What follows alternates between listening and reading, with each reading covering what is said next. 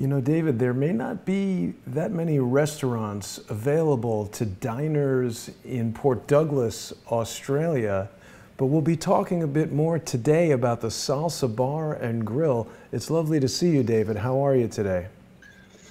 I'm great, Jason. It's good to be with you.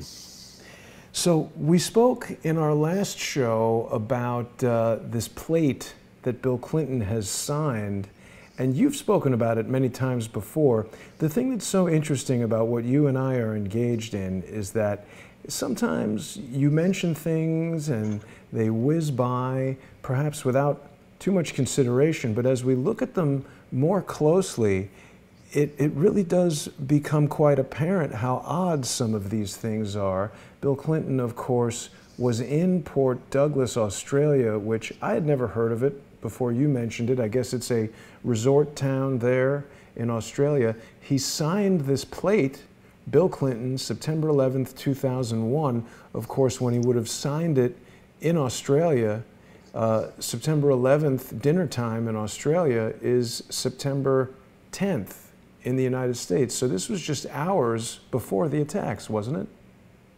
Well, September the 11th, dinner time, and this is very important because I think we're going to have to establish or try to establish the exact time he signed it.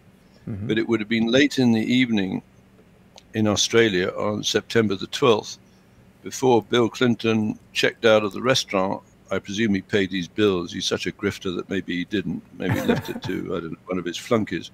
Right, and he goes off to this Port Douglas Sheraton Mirage Hotel, where he would have arrived, I think, just in time to watch the attack on the Pentagon. But let me can I just back up with Sure. a little bit of, and I'm thinking of my brother.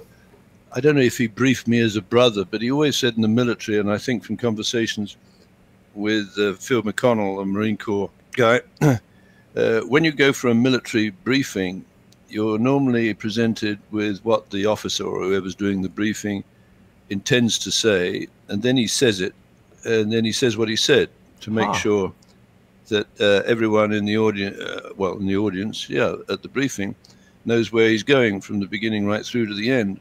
And I feel our shows now, we are moving to the point where we can give a briefing of where we intend to go. And since I'm well paid to think outside the box, or at least, you know, I've survived that all of my years, can I just say what I've got in mind at the moment is the creation, and we can change the acronym around, of a HGT endowment fund for every post-secondary institution, educational institution in the Five Eyes countries, just for starters, and then later going around the world.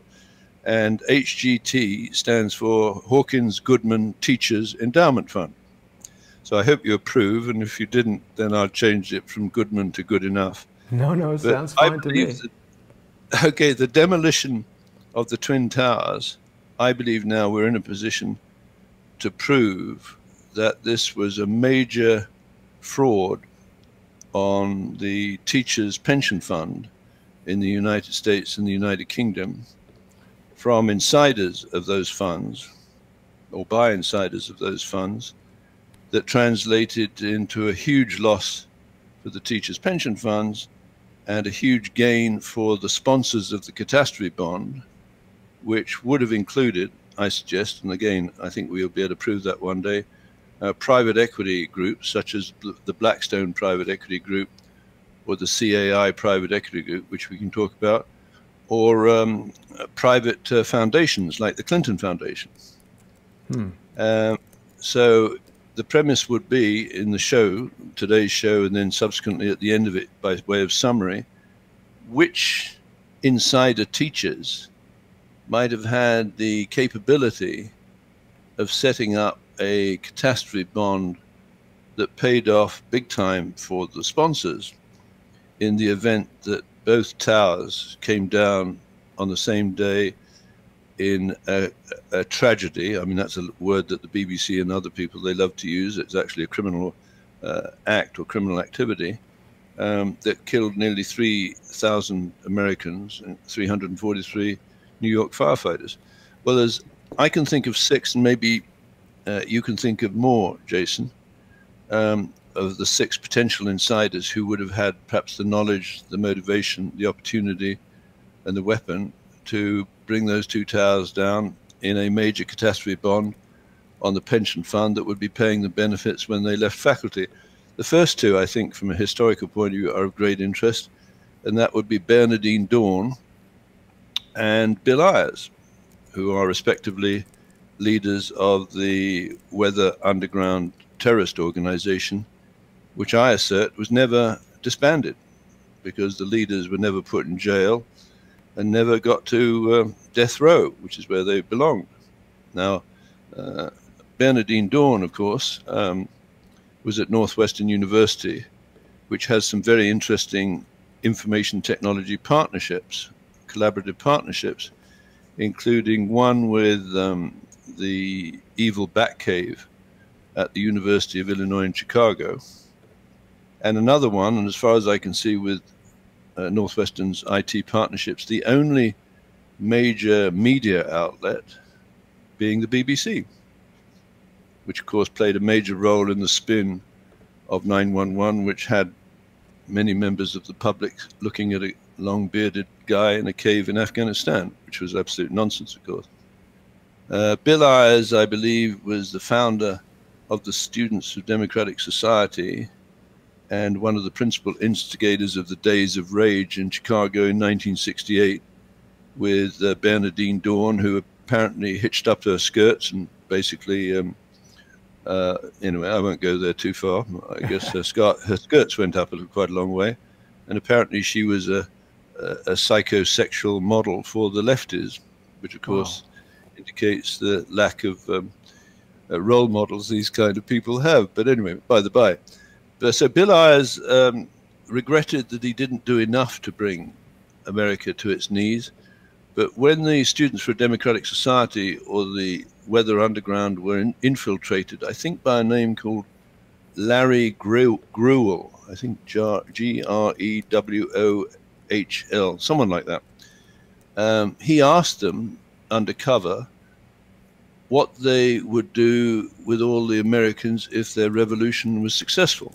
And the rather chilling reply to these scumbags was that they felt to protect their revolution, whether you call it a Marxist-Leninist revolution or just, you know, a revolution driven by folks who can't get a day job, like you and me, right? So they told him they would need to kill 25 million Americans, and that sets the stage. Well, they're both, I think, Bill Ayers is at University of Chicago, Bernardine Dawn lectured at the Northwestern University Institute of, I don't know, Justice and Children, some garbage, Grathwohl, that was his name. And one of the interesting seminars that Bernardine Dawn would give to the young minds of Americans who were unwise enough to go to Northwestern University and study under this bitch, excuse the French language. I think the French word is biche. No, maybe that's a deer. Anyway, I digress. She used to give this very interesting lecture or seminar on torture, paradigms, and practice. Well, imagine sitting through a lecture from this woman on torture, paradigms, and practice, given her role. And anyway, so I better move on. The next 2 generations of teachers or faculty, I think at Georgetown University, were Bill and Hillary Clinton. And I presume that they, as faculty, would benefit from payments through or from the Teachers Insurance Annuity Association, which incidentally is the largest private pension fund in the world, Jason, with $1 trillion of assets under management. And I thought in my wisdom that would be a great party to fund our endowment, if you consent to supporting this idea of the HGT endowment fund. So then you have Bill and Hillary Clinton, and then of course that's going to come to where Bill was when the Twin Towers were being demolished. And then you have the next generation is Barack Hussein Obama, better known, or should be better known as Barry Sfotoro, because that was his stepfather, Lolo Sfotoro, who was in the Indonesian Communist Party intelligence services. So that was his stepfather. And then Michelle Lavaughn Robinson, who I believe as Vice President of Community Affairs at Chicago Medical Hospitals and an avid supporter of partial birth abortion, was on a salary of $315,000, which is nice work if you can get it, right? So fast forward to the Salsa Grill and your original collage at the beginning of this discussion.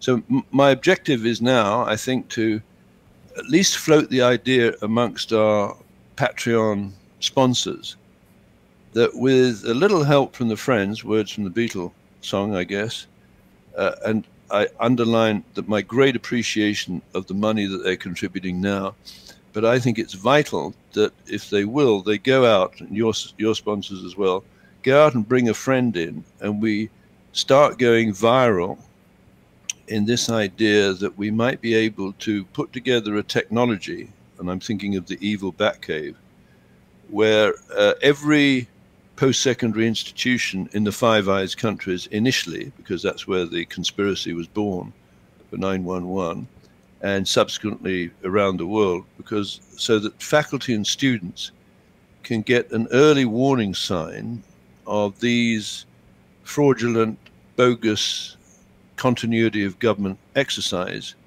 being switched from simulation to live fire, where you need the services of perhaps, let's call it an ethical hacker. I think I know one, David. Well, I think you do and I do. Yeah. This is the guy whose, I don't know, funny bone has shrunk to match the size of his other organs, right? Which is because he stretches himself with his humor, with his funny bone by mimicking. I don't know where he gets it from. He's David Hawkins, you know, like they're supposed to be impressed with that. I mean, this is kindergarten stuff, right? But anyway, they don't have an A team, and that includes Bill Clinton and Hillary Clinton, Michelle and Barack Obama, and Bernardine Dawn and Bill Ayers, who do not believe, I do not think they belong on the streets. They should be behind bars, but I digress. So back to the Salsa Grill. The timing of the 911 attack, when you think about it, was exquisitely precise. Yeah. That is to say, they got their script, their spot, their shoot, their snuff, their spin, and their spoil teams into position with an accuracy or a precision of a few seconds. And remember, when there's an attack on this scale, like let's say a conspiracy to bring both towers down to be attributed through fire on the same day, is a massive, massive task. And I believe David Zweigart, or one of his sidekicks, is that Kevin, what's the other guy's name?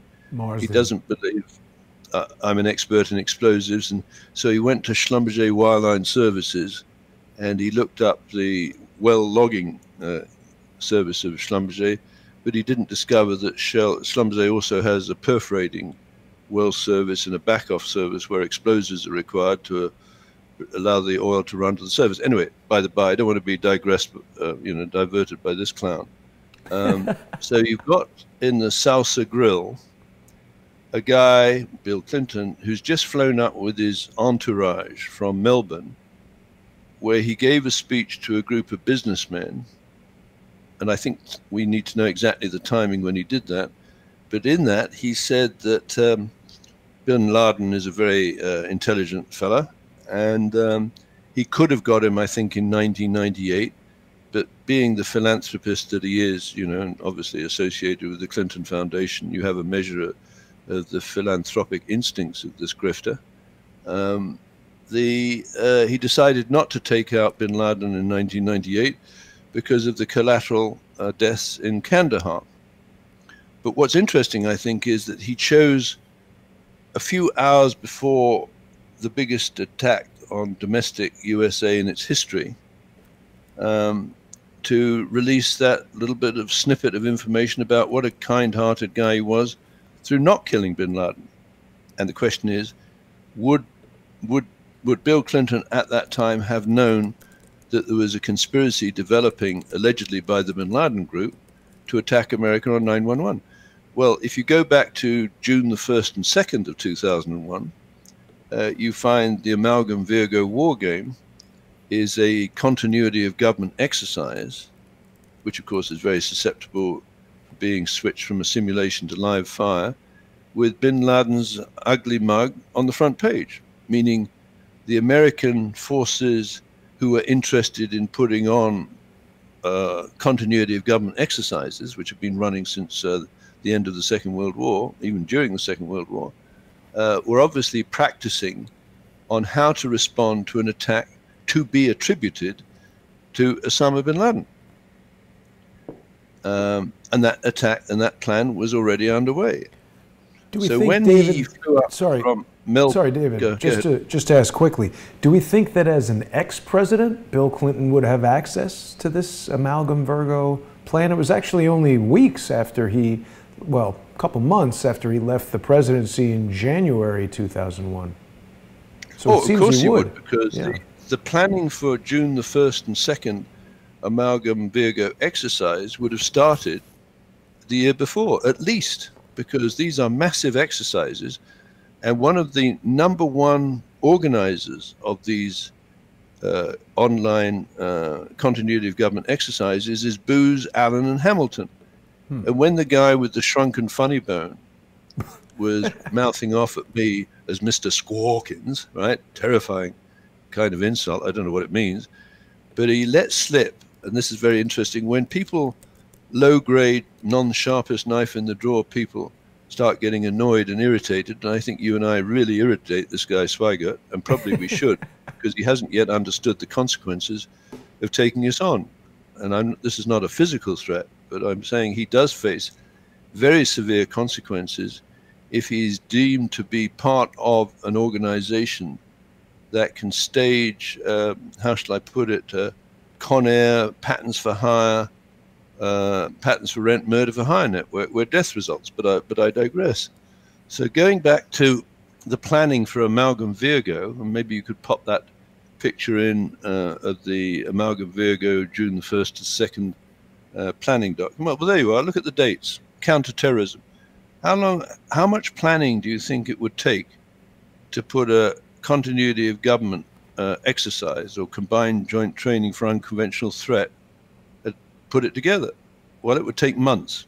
So when Bill Clinton was packing his bags ready to move out of the White House, and incidentally his scumbag friends apparently sabotaged the W on the White House typewriters. I mean, how petty, right? I mean, why on earth do Americans have any affection or regard for these two grifters, you know, Bill and Hillary Clinton?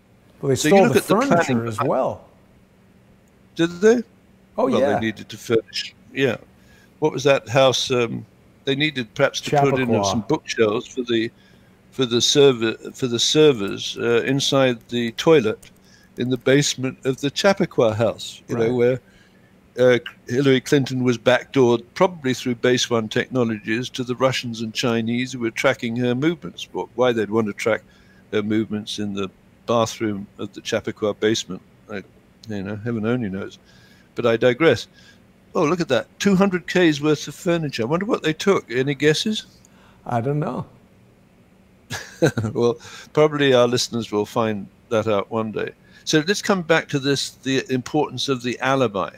So just as Bill Clinton signed that plate, Bill Clinton, September the 11th, 2001, underlined 4 times. Pretty dumb when you think about it. There was a plane approaching the north face of the North Tower that would ultimately result in the death, synchronized presumably with explosives inside the building, of everyone above the point of impact. But there was one particular individual who had been above the point of impact, actually at the windows of the World Restaurant breakfast meeting for the Risk Waters Group, which is a British group that invited a number of high flyers in the insurance industry to a breakfast meeting. And I'm talking about the chief executive officer of Serco, Chris Hyman, who would be forced to resign later because of fraud in the prisoner escort service, but I digress. He leaves the Risk Waters breakfast meeting, I would guess at around 8:30, at about the time Bill Clinton is signing this plate. Excuse me, David. Isn't that interesting? Did you realize that this guy, Chris Hyman, he also worked at Arthur Andersen, which was the accounting firm that was shut down basically for destroying evidence in the Enron scandal. Absolutely. And it formed, various private equity groups. And that's the great problem of organized crime embedded in white-collar crime. Quite often, the white-collar prosecutions are very difficult to prove, and the underlying conspirators merely skate over, restructure, through mergers and acquisitions and bankruptcies and that sort of thing. So they continue. And I always think, or tend to think of it in terms of herding of patents, right? So the patents, like the 6,000 patents with Nortel Networks, didn't disappear when Nortel was driven into bankruptcy.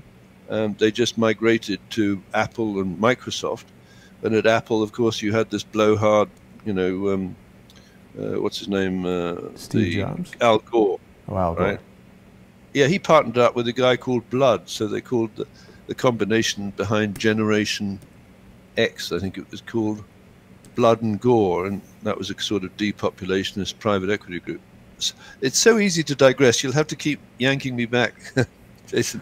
Well, anyway, the one thing I will say, David, is that we want to remind everyone that on Fridays, you and I do these preliminary shows here on YouTube and Periscope and Facebook and all the various platforms that are available to the general public. But of course, for people who are watching the show and enjoying the show, even if they are some of the people who are putting these moronic comments into the chat, who are probably the same people you were talking about just a moment ago, they can join us right after this program on patreon.com/CSI Storyboards, as well as patreon.com/crowdsourcethetruth, where we're going to go in depth and even take a virtual tour of this salsa bar and grill. I found some fascinating information on the restaurant, even called some of the restaurants in the area there in Port Douglas, Australia last night, just to get a feel for why Bill Clinton would choose to go to this restaurant over the many other upscale restaurants in the area. People can also watch on subscribestar.com/crowdsourcethetruth. And you know, David, whether we are able to go viral quickly or not, it is critically important that people who are watching the show do become sponsors, because there's a lot of expenses involved in producing a YouTube show daily. And if people enjoy what we're doing, I hope they will become sponsors, even if it's for $1 a month, $5 a month. If people are there for $1, it would be great if they could go to $2. If they're there for $2, maybe consider going to $5.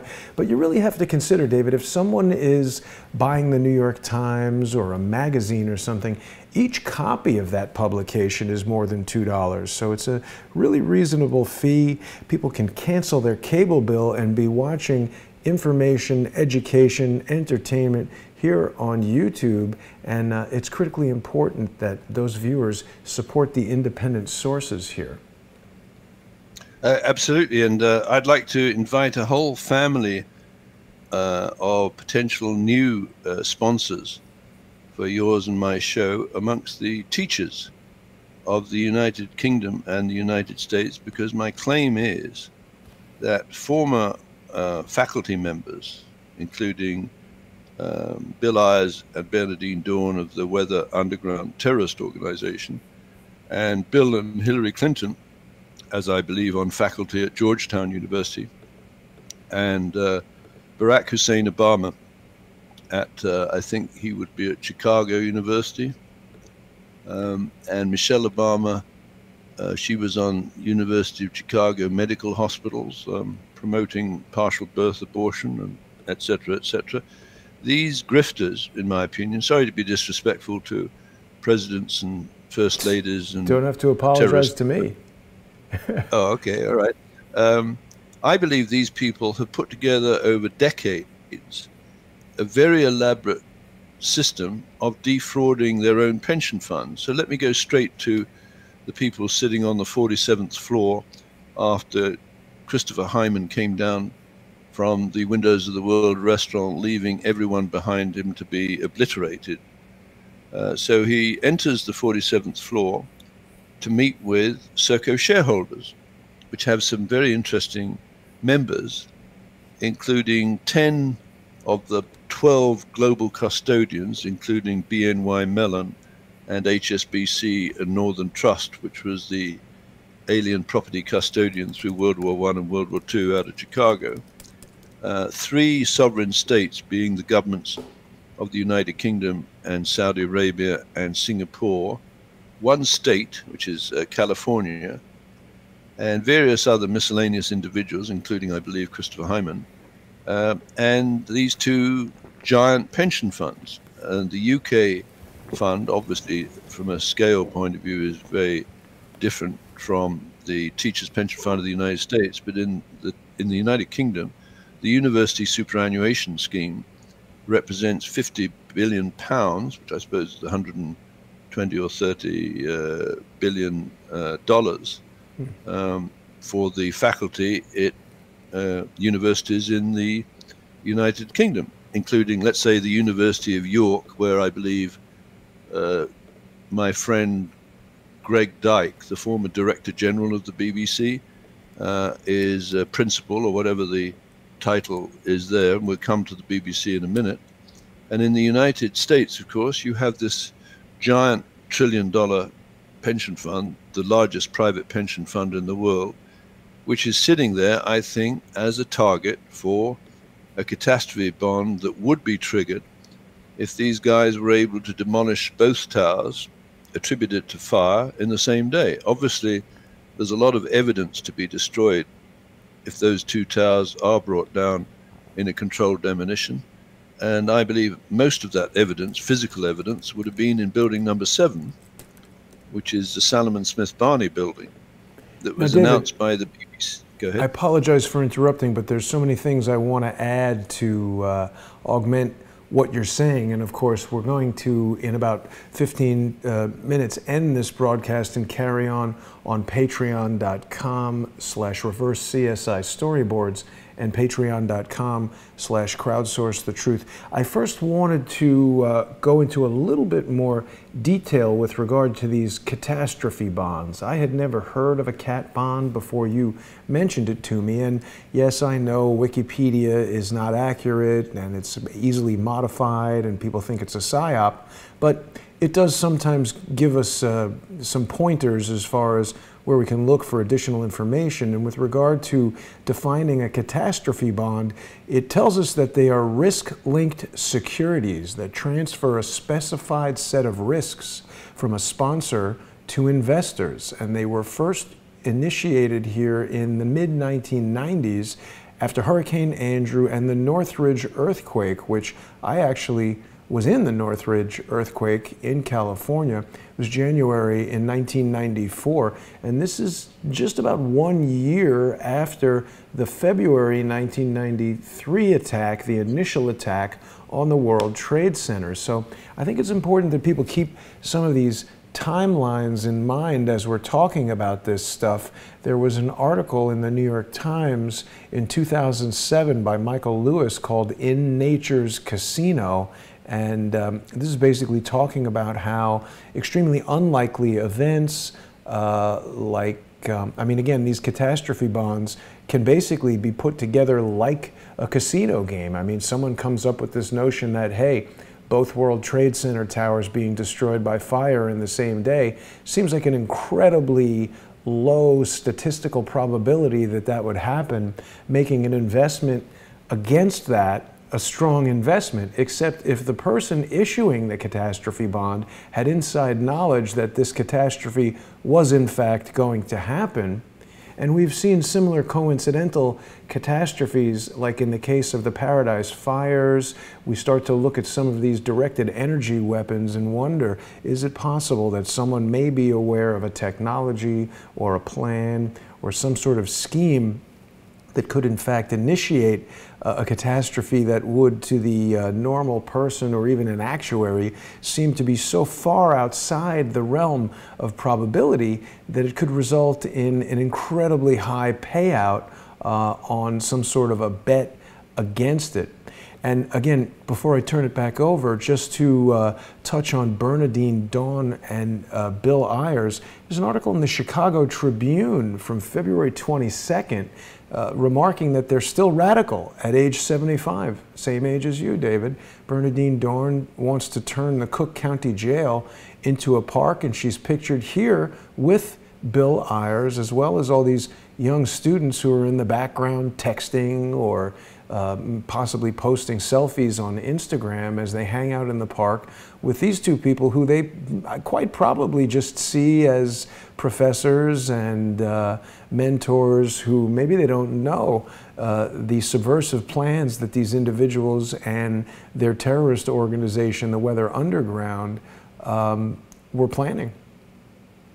Well, absolutely right. So these guys are grifters, right? And they've embraced this hard left revolutionary technology.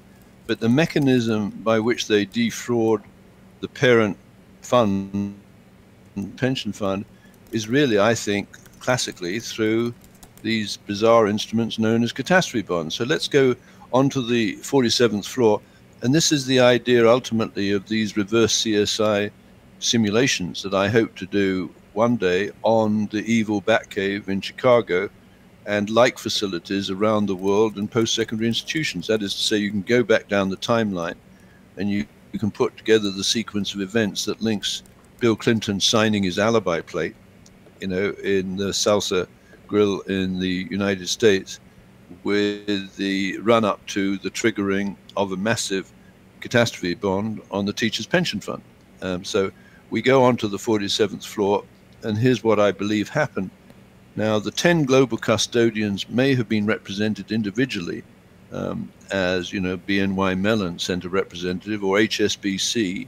HSBC, incidentally, I think it was founded in 1865, and the London office was run by Sir Ewan Cameron, who's the great-great-grandfather of David Cameron, the former Prime Minister of the United Kingdom. So basically it stays in the family, if you will. Those individual global custodians with, I would guess, at that time, well over $100 trillion of assets under management, may have sent individual representatives, or they may have sent their counsel, legal counsel, to represent them in what might turn into a very lucrative or very expensive catastrophe bond, depending on which side of the bond you were sitting. Mm-hmm. So the legal counsel would be Baker McKenzie, right, which is one of the largest, most powerful law firms in the world. And Baker McKenzie, I think they say, "We are not neutral," which is their slogan to promote the members of the LGBTQ community in Baker McKenzie. And again, it's this classic situation. You know, the moment you talk to these people or about these people in a derogatory sense, you're a homophobic. But no, what Baker McKenzie and DOJ Pride and Serco have done is they've weaponized sexual orientation and have moved these people into a position of primacy or leadership over and above regular heterosexual people who place values in marriage and families and children. Now, David, may I bring something else to your attention?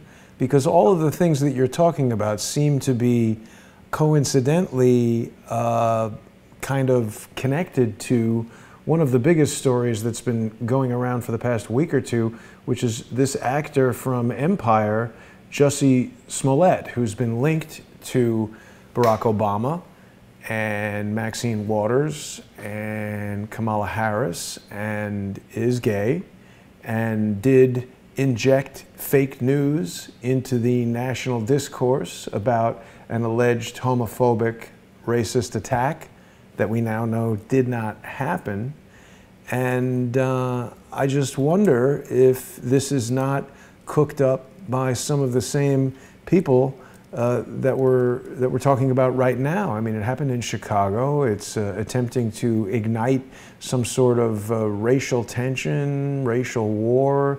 Everyone has been talking about how the United States is on the verge of a civil war. Everybody's triggered over Donald Trump. Everybody on the left is triggered over Donald Trump. How does this guy, who's a marginal actor at best, get to hang out with the President of the United States and all these politicians? It seems odd to me. Well, I believe that Barack Hussein Obama, apropos of Reggie Love, described him not as a bodyguard, but as a body man. Well, you know, I don't know what that means, but I suppose Hillary Clinton has a body woman, which is Huma Abedin. And Huma Abedin has a very odd husband who, I think, didn't he sit on a fax machine and send pictures of his private parts to someone other than his wife? I mean, the guy has just come out of jail. I mean, these characters, you know, they're so far off the map that I don't want to go there. All I'm saying is the weaponization of sexual orientation is a massive crime against the state, in my opinion, particularly when it gets into the Department of Justice and you actually see fit to have a DOJ Pride organization representing the LGBT community in the FBI, United States Marshal Service, Drug Enforcement Agency, Office of Justice Program, Bureau of Prisons, and alcohol, tobacco, firearms, and explosives. You've got the complete network of people who should be preventing crime or investigating it after the event, who are compromised because maybe they're particularly vulnerable. And that's what people like Swigart are looking for. I mean, his profession was ethical hacking. What you're doing is looking for vulnerabilities in the target organization. And if you're truly ethical, you should be telling the client, right, of what those vulnerabilities are. But what happens if Swigart and people like him, or Base One Technologies, which is a protege of Serco, either are incompetent or fail to tell their client what the vulnerabilities are? So coming in behind them is an organization that is able to switch a continuity of government exercise from simulation to live fire, and thousands of people that die as a result wrongfully. And potentially the next time America gets hit by one of these attacks, maybe they're going to use nuclear weapons, right? So what I'm trying to say, I guess, with the idea of, it might sound a little far-fetched, HGT endowment, that is Hawkins, Goodman, and the teachers, the largest private pension fund in the world endowment, is what I would like to see is the teachers take their head out of their collective faculty arse, right, and start putting in evil bat caves in every post-secondary institution, so students and faculty can actually do a front-running analysis of risks as they start to appear. Like, how quickly did it take for people to decide that now was an opportune moment to switch the simulation of a continuity of government exercise to live fire? It could have been as short a period as 1 hour after Bill Clinton signed the plate in the Salsa Grill, because what they would have seen, people like the BBC scriptwriters, is they'd now got a principal suspect in the 9/11 attack because of his 2 terms as President of the United States, which saw, for example, the attack on the Murrah building, where these vermin placed a bomb under the daycare center, right? And of course, the first attack on the World Trade Center was just a year into Bill Clinton's presidency. Correct. And where are the people convicted of that crime? Ramzi Youssef, where were they in jail? They were put in ADX Supermax by Christine Marcy, Field McConnell's sister, who I believe is developed a catalog for a 3P service network, where instead of the 3 Ps, which normally applies to public-private partnership, for me, it's pedophile piloted pimping service. Wow. Right? Because Christine Marcy, if you think about it, she forms Con Air, the United States Justice Prisoner and Alien Transportation System, essentially in 1984, interesting year from the point of view of the book 1984, where the Ministry of Truth puts the truth in the incinerators, right, so that they can float around on a lie, which is consistent with what the Clintons have been doing most of their careers. You basically have this organization where you can fly a high-value target as a pedophile pimping pilot to a destination like Little St. John's Island, where the husband, Bill Clinton, or the wife, Hillary Clinton, I believe Bill Clinton went something like 26 times to that island. I believe Hillary Clinton went 6 times to that island. And then you might say to the Clintons, were you having your teeth cleaned in the toilets of the chalet? You know, you just reminded me of something, David. You've mentioned many times this, the dentist chair at Jeffrey Epstein's house. And when I was at Anarchapulco this past week, I met Derek Brose, who is a guy that's done a lot of research into Jeffrey Epstein. He made a documentary called Bringing Down Jeffrey Epstein. And as a matter of fact, I think he might be getting some real traction, because just yesterday, federal prosecutors were called out for breaking the law in the Jeffrey Epstein case. And this guy, Alex Acosta, the U.S. attorney from Miami, was part of this alleged cover-up and is now part of Donald Trump's DOJ. He was appointed to a pretty important position. It's escaping me right now exactly what it was.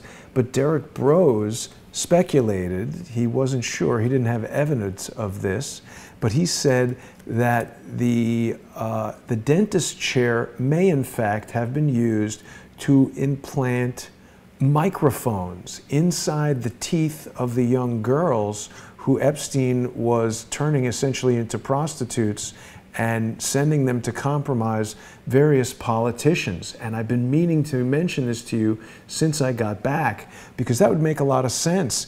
There's something here called the Sony Molar, not Sony, the Japanese company, but S-O-N-I. Well, it's dubbed the Molar mic. It's a gadget. It's designed by San Mateo-based Sonitus Technologies, and it's officially called the ATAC system. It's a two-way communication system that consists of a small microphone that clips into a user's back teeth. So I wonder if something like this, I don't know, this looks like it's got a lot of additional equipment that goes on the person's body, so perhaps a body man could wear this.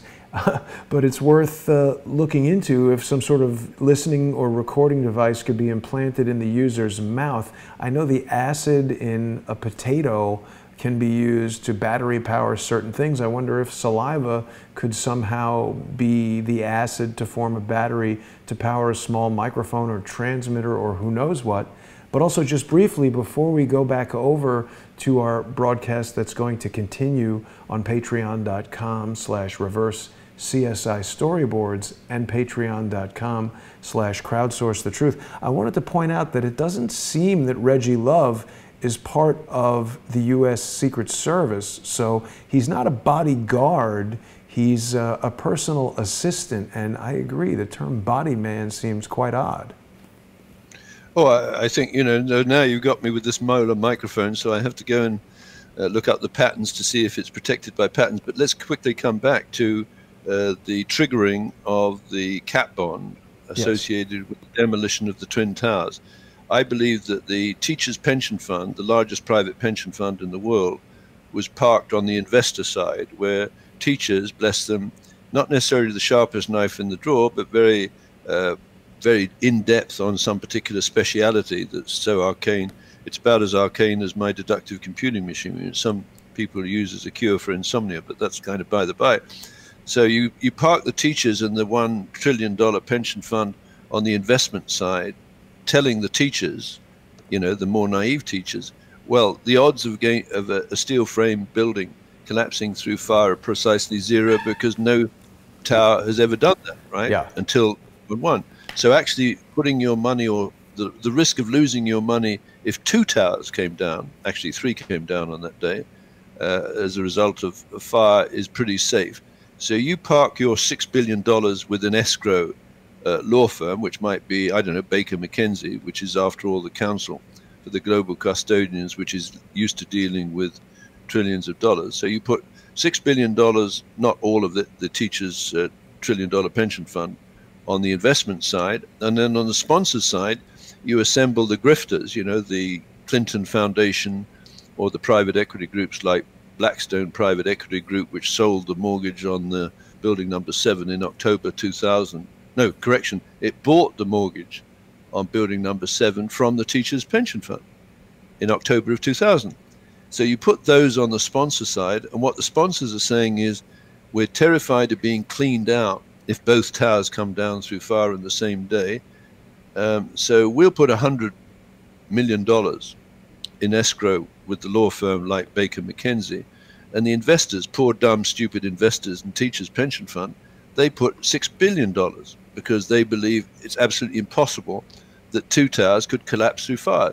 Of course, as you point out, if the entity, the bookkeeper that's taking the bets on both sides is an outfit like Serco, it's got access to, let's say, Con Air SWAT teams that would be perfectly qualified to bring those towers down in a controlled demolition by placing, for example, thermite dust in the box columns or a particular cladding on the walls of the elevator shaft, which would be a couple of aluminum sheets around polystyrene or polyethylene type binder for atomized aluminum powder and iron oxide, in which case you've got potential for a boom, boom, boom, boom, which is what the firefighters noticed, that brought, in the case of the Twin Towers with a top-down demolition, in the case of building number 7 with all of the evidence of the cap bond fraud on the teachers' pension fund, that was a bottom-up demolition, because you can see the penthouse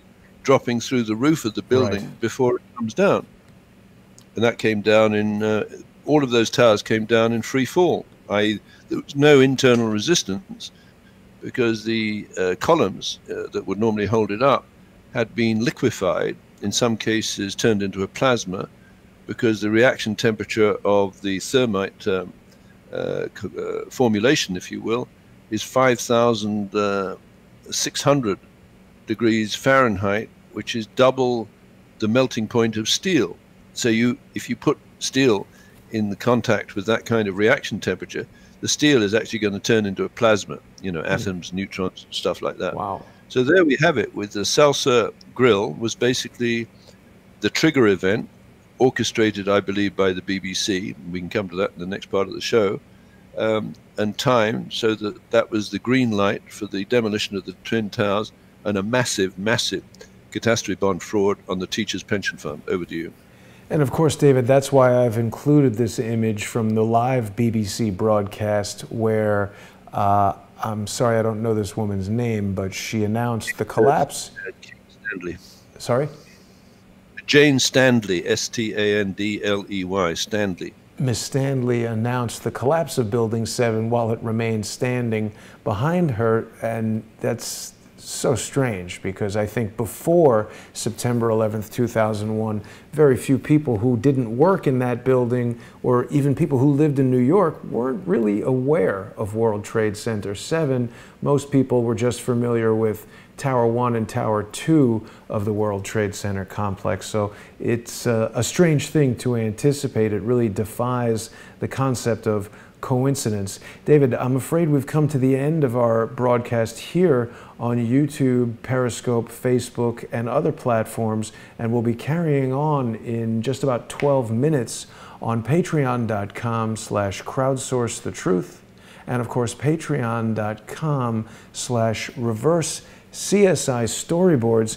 People who have ideological disagreements with Patreon, although I might think those are misplaced, they should be looking more perhaps at the international credit card processors who've denied Laura Loomer access to her own bank account as well as PayPal.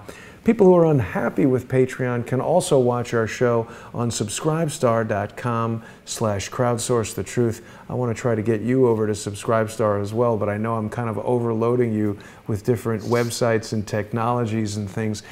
People should also be going, David, to your new website, which is, of course, Reverse CSI Scripts, and that's a really handsome website that you've just created that people can read some of your scripts that you're doing based on the hypotheses you've been forming over the past several years related to these mass casualty and high-value target events. There's this wonderful graphic of the all-red line and the galvanometric clock that preceded the cesium fountain clock, providing extremely precise timing to all of these technological wonders exploited by the British Crown. David, I'll see you at 2 p.m. Eastern on patreon.com. Thanks for joining me. Thank you, Jason. Bye now.